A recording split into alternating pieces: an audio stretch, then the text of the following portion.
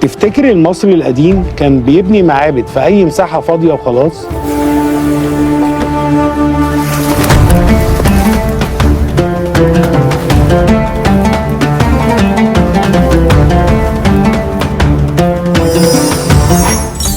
مفيش حجر اتحط بالصدفة.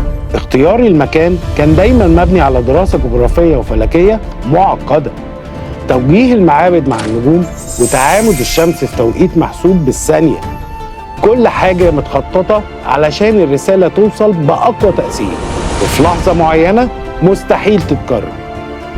العبقرية دي هي اللي بتفصل بين المحتوى اللي بيأثر والمحتوى اللي بيتنسي.